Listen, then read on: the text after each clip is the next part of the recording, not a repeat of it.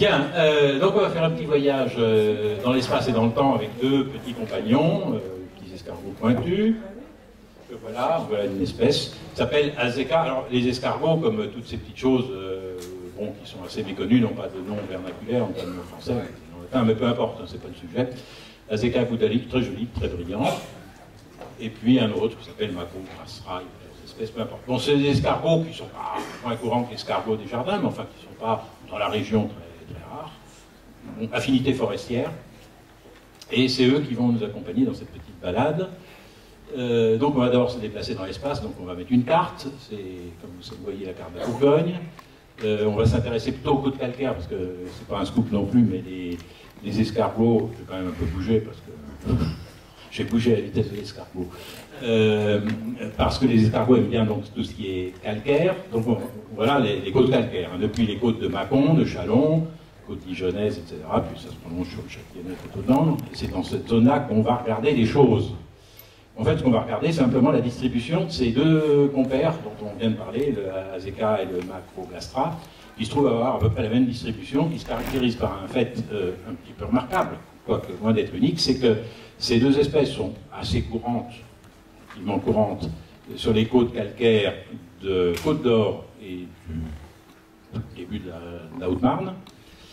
Et par contre, totalement absente, autant qu'on peut être sûr d'une totale absence, sur les côtes chalonnaises, voire mâconnaises. C'est très net. Alors, est-ce que c'est une décision préfectorale? Probablement pas. Ça peut être aussi, il se trouve que la frontière entre la Côte d'Or et la Saône-et-Loire, comme vous savez, est localement déterminée, enfin au niveau des côtes, par le passage de la vallée de la Dheune. Donc on pourrait se dire, bon, ben, ces petits escargots n'ont pas passé la Dheune. Alors le seul problème, c'est que la grande migration qu'ont faite les escargots, je prends référence à ce qui s'est dit hier au sujet des poissons, les escargots ont eu aussi, lors du réchauffement qui a suivi les glaciations, un mouvement depuis leur refuge dans le sud de la France, enfin, dans le sud de l'Europe, dans leur ascension vers le nord, se sont donc déplacés vers le nord. Et que si donc la Dheune devait arrêter des escargots, c'était les arrêter au sud de la Dheune et pas au nord. Donc là, c'est le cas inverse, donc ça ne peut pas être ça. Alors que ça peut être d'autres? Le climat, puisque ces côtes sont d'orientation nord-sud, on conçoit que les côtes de Saône-et-Loire sont plus chaudes que celles de Côte d'Or, ce qui peut... De l'autre côté, à Côte d'Or, les côtes sont réputées plus xériques. Enfin, bon, ça, de toute façon, ces transitions climatiques sont sûrement assez continues. Alors vous me direz, c'est pas parce que les transitions climatiques sont continues que la réponse des êtres vivants est continue. Il peut y avoir des effets de seuil. Mais bon, je n'ai pas le temps de développer ça, mais il se trouve que ces deux espèces et bien d'autres suivent la même situation, donc ça ne peut pas être ça. Parce que chacune a ses préférences climatiques. Alors, si on regarde quand même la vallée de la Dheune, enfin la frontière Côte d'Or, Saône-et-Loire et la vallée de la Dheune, sont pas là par hasard, c'est parce qu'elles ne sont que la manifestation actuelle d'une faille importante, la fameuse grande faille permienne.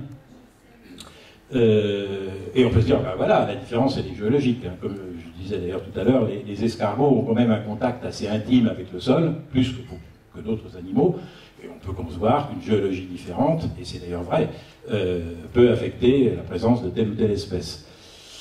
Bon, ce qu'il y a, c'est que cette faille, c'est pas vraiment une faille, alors je ne peux pas bien le détailler en tête, hein, il est possible qu'il y ait un rejeu vertical, mais ce qui est certain, c'est qu'en moyenne, les couches calcaires ou marno-calcaires de la Côte d'Or sont en gros, en moyenne, les mêmes que celles du Sud, on est dans le Jurassique moyen et supérieur, d'un endroit à l'autre, mais en moyenne, les couches géologiques sont les mêmes. Je vais dire, c'est pour ça que la qualité des vins de Saône-et-Loire, à peu près, c'est la même que celle de la Côte d'Or, mais je retire tout de suite ce que j'ai dit. C'est manifestement pas vrai. Donc, c'est pas la géologie. Croyez-moi, c'est pas la géologie. Alors, autre critère, en fait, cette faille permienne, elle a à cet endroit-là, surtout joué en. Alors, je connais pas le terme technique, les géologues corrigeront. Alors, si je veux faire le mouvement, en cisaillement, je veux dire par là que, en deux mots, au nord de la faille, on a des plateaux à peu près horizontaux, hein, et ça se voit bien, et au sud, brutalement, on passe sur des côtes inclinées. Alors d'abord inclinées vers la Saône, hein, c'est le cas de Chastel-Camp, l'Hermitage, le Mont-Avril, pour ceux qui connaissent. Ensuite, on passe sur la voie express Creusot-Chalon, qui a suivi une autre faille. Là encore, c'est la faille qui a déterminé la voie express.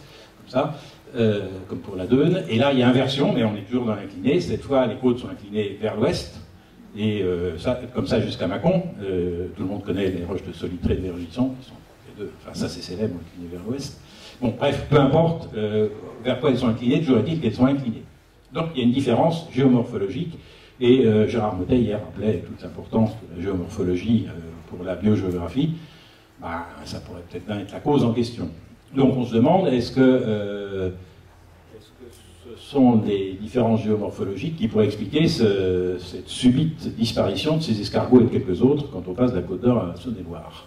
Alors effectivement, il y a une explication tout à fait simple et naturelle, hein, c'est que bon, sur les plateaux, bon, les petits escargots se baladent, très bien, c'est horizontal, ils peuvent aller dans tous les sens, ils sont contents. Sur les côtes inclinées, j'ai un peu forcé, mais ils roulent. Surtout quand ils sont rentrés dans leur coquille, parce que là, c'est circulaire. Ah, vous rigolez, mais c'est vachement sérieux ce que je dis. C'est vrai, ils finissent par tomber en arrêt. C'est pour ça qu'il n'y en a pas. Bon, visiblement, vous ne croyez pas ce que je dis. Vous voyez, Vignoble pourrait retenir. Bon, alors, on va chercher des choses peut-être effectivement un peu plus sérieuses, mais un peu dans le même esprit, parce que quand même, c'est ce lien entre la présence de cette faille, hein, enfin, cet écart géomorphologique brutal, et puis cette disparition de certaines espèces, que se voit aussi en botanique d'ailleurs, dans certains cas, on a bien l'impression qu'il y a quelque chose derrière ça. Alors, qu'est-ce qui effectivement fait la différence entre un plateau et une zone inclinée? C'est aussi une érosion différentielle. Bon, alors, tout de suite, on peut discuter si c'est plausible ou pas, mais on va partir dans cette piste-là. Alors, si on suit cette piste-là, on aurait l'enchaînement cause à effet pour expliquer donc la disparition de ces escargots en Saône-et-Loire, qui serait le suivant. Il y a un delta donc géomorphologique, hein, on passe du plateau à des côtes inclinées, qui entraînerait par érosion différentielle une différence au niveau des sols, qui serait plus squelettique, plus ou moins, sur les côtes, par comparaison au plateau. Alors, en particulier, si on pense au fait que mais j'y reviendrai peut-être après. Donc, un delta édaphique qui pourrait entraîner un delta forestier, on conçoit que sur des sols plus squelettiques, enfin, j'imagine, je ne suis pas du tout connaisseur de la chose, mais enfin, la qualité forestière est moins bonne sur des sols squelettiques. Reste à savoir s'il y a une différence forestière entre les plateaux et les côtes, on va regarder, et alors cette différence forestière expliquerait, avec des forêts moins favorables, qu'il n'y ait plus ces escargots qui sont quand même assez exigeants en Saône-et-Loire. Donc voilà le schéma explicatif, qui a une certaine logique. Bon, reste à vérifier des choses. D'abord, est-ce qu'il y a un delta forestier? Bon, il y a ça, voilà. Voilà une carte de la forêt en Saône-et-Loire que Patrice Noteghem avait d'ailleurs présentée hier aussi. Hein. Bon, alors la Bourgogne c'est compliqué. Alors, j'ai resitué donc les côtes calcaires. Hein. Alors, il y a une différence, oui, il y a une différence. On voit manifestement que dans la partie côte d'Orienne et Haut-Marnaise, il y a un tissu forestier dense, tandis que dans les côtes de Saône-et-Loire, c'est beaucoup plus morcelé. Bon, ensuite, si on va sur le terrain, et tout en, une fois encore, en n'étant pas spécialiste, on voit quand même que les forêts sont quand même plutôt, globalement, de meilleure venue sur les côtes. Bon, il y a des petites différences d'altitude qui peuvent jouer aussi. Enfin bon, meilleure venue sur les plateaux que sur nos pauvres côtes de Saône-et-Loire. Donc il y a bien un delta forestier. Il y a une différence sensible, que j'imagine attribuable à la qualité des sols. Alors, là je reviens sur ce commentaire, pourquoi une légère inclinaison des côtes, parce que c'est quand même pas les côtes à la roche de Solutré, il n'y a pas une inclinaison du tonnerre. Hein. Pourquoi est-ce que ça pourrait entraîner de telles différences au niveau de l'état forestier? Alors, il faut quand même, c'est du moins ce que les escargots me soufflent, c'est que pendant les glaciations, il n'y avait évidemment pas de forêt dans toutes ces zones-là, et que donc l'érosion devait jouer à plein, et que donc la moindre inclinaison peut quand même, on l'imagine, altérer la qualité des sols comparativement au plateau. Donc on va partir sur cette idée. Au moment où les glaciations ont cessé, qu'on a donc entamé le réchauffement climatique, eh bien, toutes ces zones se sont reforestées, et on conçoit que bon, les forêts ont d'emblée été moins sympathiques sur les côtes de Saône-et-Loire que sur les plateaux. Parce que bon, l'érosion différentielle qui pouvait être sensible pouvait être à l'origine de tout ça. Bien. Si on regarde de près, hein, on voit bien la différence hein, dans la densité du tissu forestier. Bon, mais le propre de la science, et nos escargots sont des scientifiques, donc ils se disent, ouais, bon, est-ce que l'écart de qualité de sol est vraiment suffisant à exprimer un tel écart dans la qualité des forêts. Après tout, on peut aussi imaginer, par exemple, que les forestiers ont décidé de faire des belles forêts domaniales, parce que c'était leur truc en Côte d'Or, et qu'en Saône-et-Loire, bon, il y avait un état d'esprit différent, on faisait des petites forêts, on les exploitait différemment. Ça, ce serait quand même un peu surprenant, enfin, je parlerai sous le contrôle ensuite de l'ONF qui me dira peut-être que je raconte des bêtises. Enfin, bon, a priori, bon, c'est quand même surprenant, hein, donc on va en rester sur l'idée première, mais on reste un peu préoccupé. Alors, d'où une hypothèse qui n'est pas une alternative, hein, qui est complémentaire à celle de la géomorphologie, qui dit simplement que l'inclinaison donc des côtes a pu potentiellement diminuer la qualité des sols et éventuellement la qualité forestière, mais que les choses se sont vraiment actualisées dans l'écart qu'on voit aujourd'hui par l'action de l'homme, puisqu'après tout, on sait que parmi les modulateurs des paysages, il y a la géomorphologie, comme nous disait encore une fois hier M. Motet, mais enfin, l'homme est aussi très impliqué. Donc, est-ce qu'il n'y a pas les deux? C'est quand même une question intéressante de savoir si on a une responsabilité à côté de la nature ou pas. Alors, comment le savoir? Bon, voilà, de deux choses l'une, hein, ou bien c'est cette situation forestière différente et d'origine purement naturelle, ou est-ce qu'on y a mis un petit coup de pouce? Alors, si c'est purement naturel, depuis la reforestation après les glaciations, enfin pendant l'Holocène, c'est donc probablement les escargots en question, en tout cas les deux espèces que j'ai pris en exemple, n'ont jamais existé en Saône-et-Loire. Parce que le forêt n'a jamais été dans les conditions de pouvoir les héberger. Ou bien l'homme a mis son coup de pouce, auquel cas on peut se dire, ben, peut-être la forêt au début, hein, entre il y a moins 10 000 ans, puis il y a moins, je ne sais pas, moins 5 000, 2 000, quand l'homme est devenu vraiment efficient sur la nature, peut-être que pendant cette période transitoire, eh bien, ces escargots étaient quand même présents.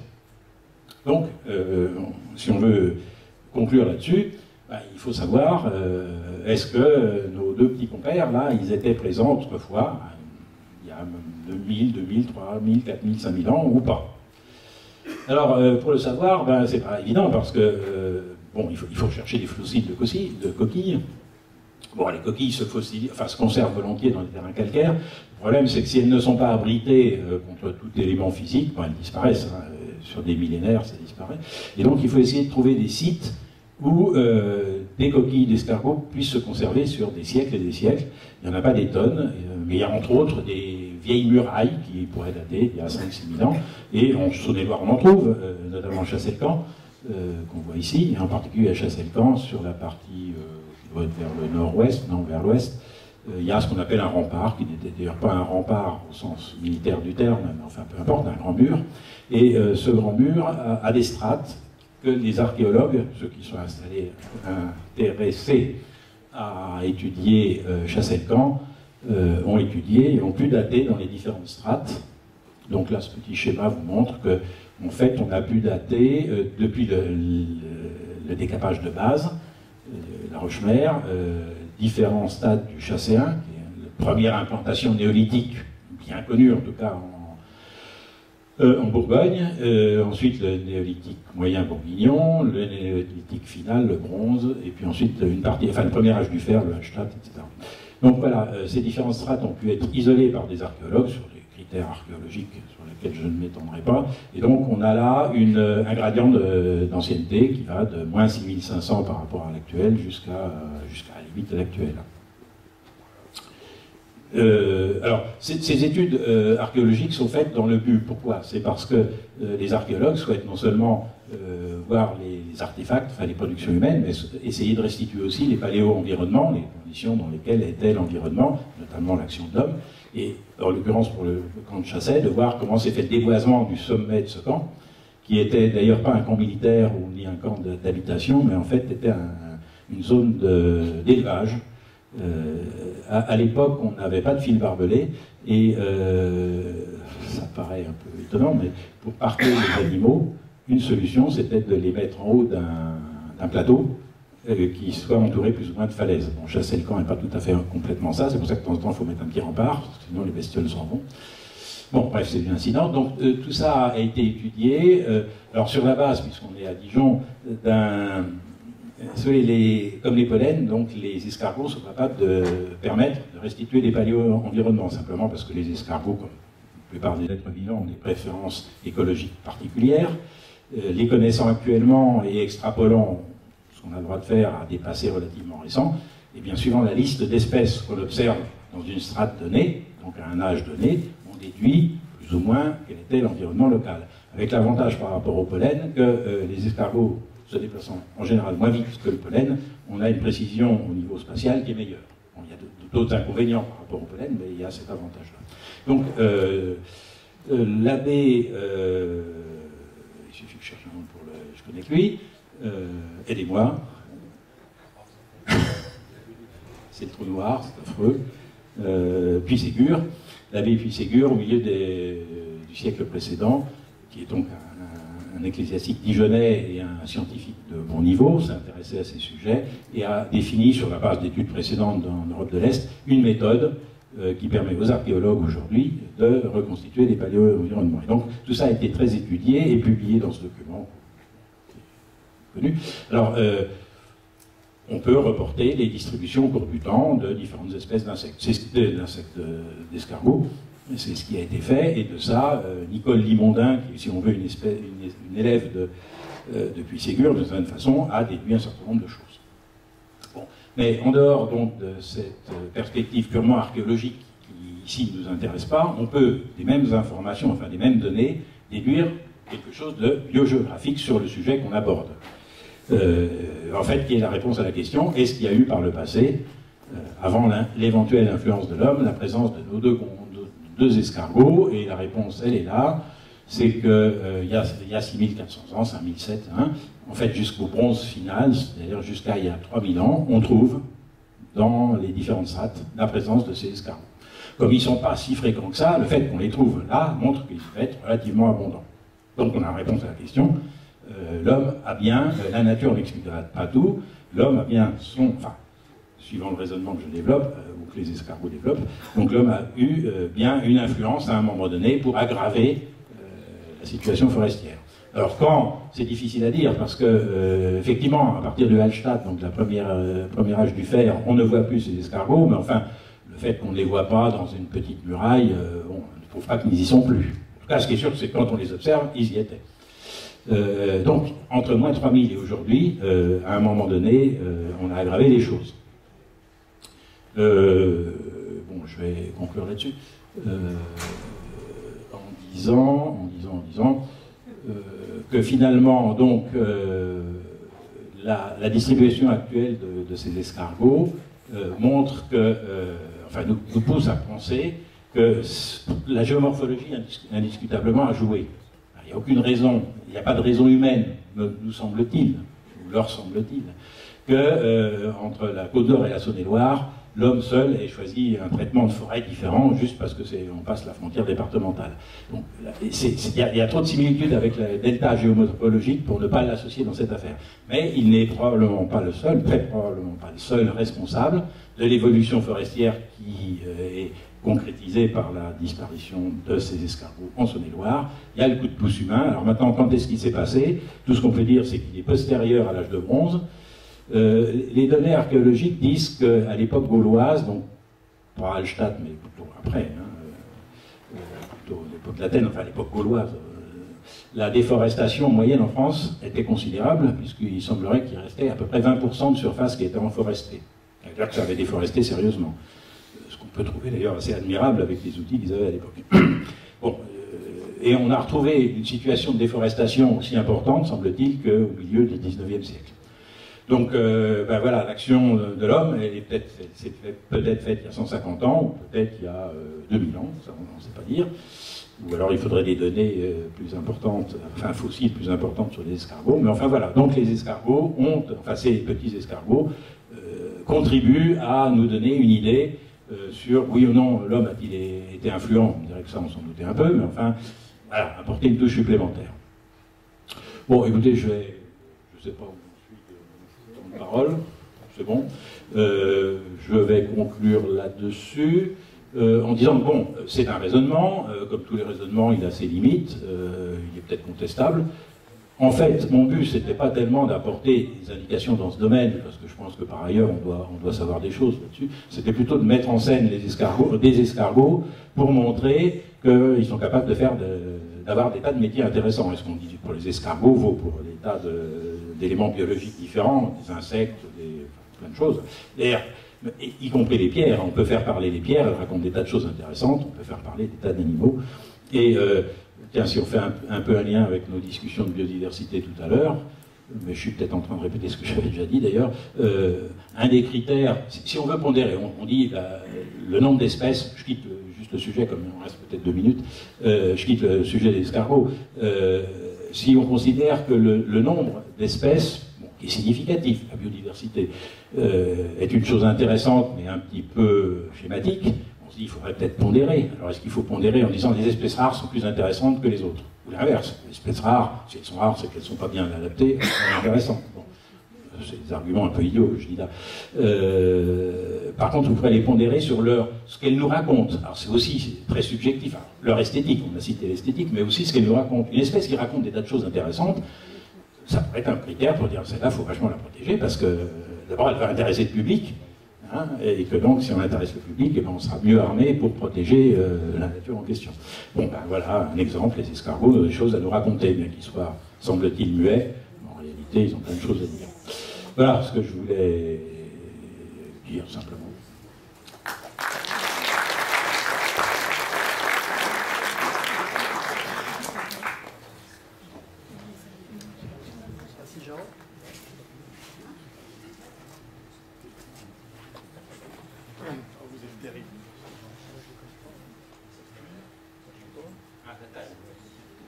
Oui, alors la taille, de mémoire, ça doit faire, je sais pas, 7-8 mm, un AZK, c'est tout petit. Ouais, il y a beaucoup plus petit. Hein. Ah, tiens, un petit mot sur ce que vous parlez des tailles. Hein. Donc l'AZK, Boudali, il a fait, oui, je veux dire, un tout petit centimètre de long. Macrogastra, il y a plusieurs espèces, mais c'est un tout petit peu plus grand. Mais il y a des escargots beaucoup plus petits. Le seul escargot protégé régionalement ou nationalement, je ne sais plus, en Bourgogne, mis à part la protection européenne de l'escargot de Bourgogne, c'est pour des questions de consommation qu'on a. Celui qui est protégé, c'est une petite bête qui s'appelle Trincatellina arsiensis, Trincatelline darcy, qui est une micro-endémique, est une bestiole qui fait un peu plus d'1 millimètre, je parle de la coquille, mais la bestiole c'est pareil, un peu plus d'1 millimètre de long et un peu moins d'1 millimètre de diamètre. Et il y en a comme ça plusieurs espèces. Et ça se mange. Alors celui-là, il risque pas d'être mangé. Il n'y a pas besoin de le protéger pour la consommation. Voilà. Bon, ceux-là sont de taille intermédiaire, mais...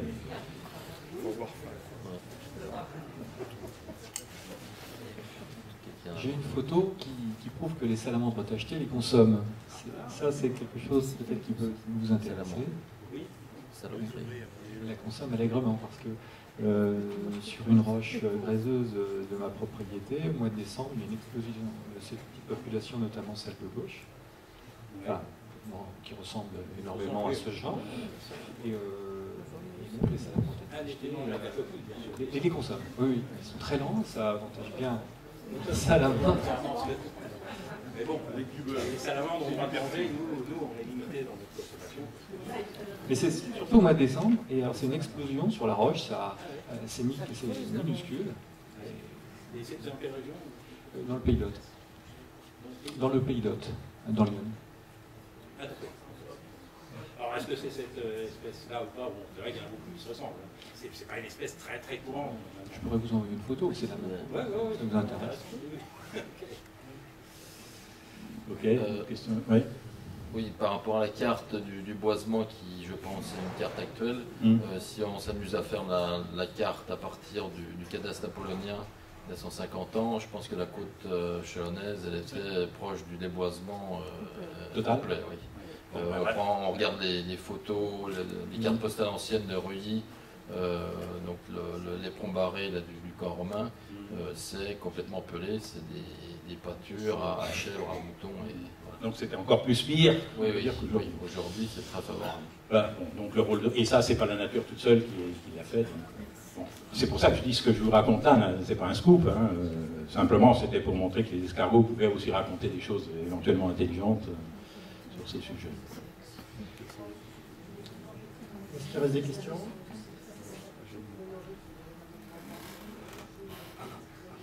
Alors, oui. La question que vous me posez, bon, je leur dis, comment on explique la disparition, donc je pense que c'est des escargots de jardin avec des rayures. Non, non. Bah, écoutez, je sais pas, enfin, bon, moi je trouve que je ne trouve pas, j'ai pas de comparaison en tête, hein, mais moi je trouve qu'ils sont pas si rares que ça. Hein, mais enfin, il y en a, bon, s'il y en a moins, bah, je pense que c'est pour les mêmes raisons que beaucoup d'autres espèces, j'imagine. Hein, je ne sais pas vous répondre autrement. De toute façon, on a des limaces dans le jardin. On peut comprendre qu'après tout, on défend notre territoire, comme toutes les espèces. Hein. On met de l'anti-limace. Même si on aime bien les escargots, en revanche, on met de l'anti-limace. Et comme les limaces et les escargots sont à peu près également sensibles à l'anti-limace, c'est possible que ce soit une bonne raison. Ah, peut-être les chats, les salamandres, là, je pense qu'elles ne mangent pas des si gros quand même. Ah ouais. Voilà, c'est. Mais je n'ai pas d'informations particulières. Bien, merci beaucoup, Jean. Ok, merci à vous.